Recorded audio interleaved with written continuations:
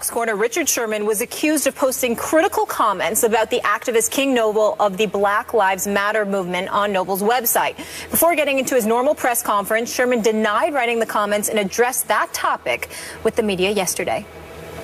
I think the issue at hand needs to be addressed internally and before we move on, because from personal experience, you have living in the hood, living in the inner city, you deal with things, you deal with people dying, dealt with a best friend getting killed, and it was two 35-year-old black men, and wasn't no police officer involved, wasn't anybody else involved, and I didn't hear anybody shouting Black Lives Matter then. And I think that's the point we need to get to, is that we need to deal with our own internal issues before we move forward and start pointing fingers and start attacking other people.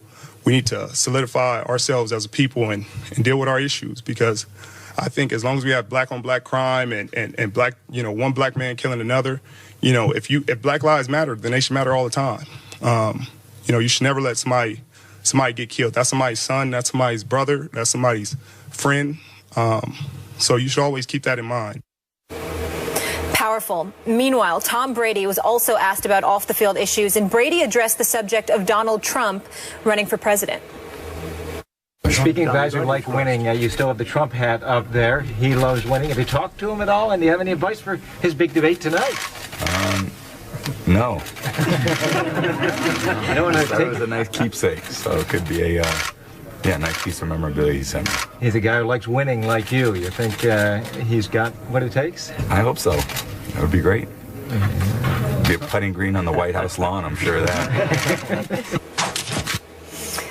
Gentlemen, how do we feel about athletes letting their voice be heard on social and political issues, Stephen A? Well, I think it all is contingent on your level of intellect or your level of ignorance. If you know nothing, I'd rather you be quiet, because you don't know anything. So why open your mouth and let the world know you know nothing? If you are somewhat intellectual about a particular subject, even if you don't know all the details, the intricacies, or whatever, then I applaud what you're doing. In the case of Tom Brady, I have absolutely no problem with his support of Donald Trump, because that is a friend of his. And as a friend of his, he has a right to support somebody that he likes, because he's not hiding behind the fact that they're friends, and obviously they've played golf together. In the case of Richard Sherman, who I consider young and pretty brilliant, highly educated, I can't applaud enough what he said. I took some hits months ago, Skip Bayless, because I got on the quote-unquote Black Lives Matter movement for booing presidential candidate Governor O'Malley from Maryland, because he said Black Lives Matter, white lives matter, all lives matter. I said, why would you boo a man running for president? What do you want him to do? Ingratiate himself to 12 to 13% of the population at the risk of alienating anywhere from 66 to 83% of the population? Is just not smart on the part of a president. It's a presidential candidate. It's a numbers game. You have to be knowledgeable about that. But what I also highlighted, and I'm not against the Black Lives Matter movement at all. I understand where it originated from. I understand what they're trying to say, even though some people that have ingratiated themselves into that movement, there's some questions about that, but this is not the place to get into that. What I did say that offended folks was this.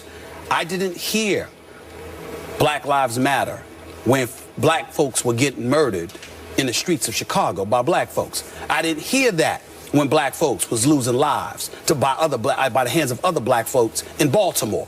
And that's just those two cities. And to be quite honest with you, one of the issues I have with our president, who I love dearly, is the fact that I think he hasn't spoken up enough about Chicago, which is where he's a junior senator from. So that's the only thing I would say about that. But with all of that being said, to get to Richard Sherman's point, Richard Sherman is absolutely right. As a black man, it is disgusting and disgraceful to see the lives of black people that are lost at the hands of other black folk. Yes, there is racism. Those problems have to exist. The prejudices, this has to exist. Problems economically and what have you, at the hands of a system that clearly has black folks behind the eight ball. All those things are true. My friend Karen Hunter speaks about this on her radio show. The great Joe Madison, he speaks about it all the time on his Sirius XM show. I would encourage people to listen to those to get more facts. But all I'm saying from a general perspective is this.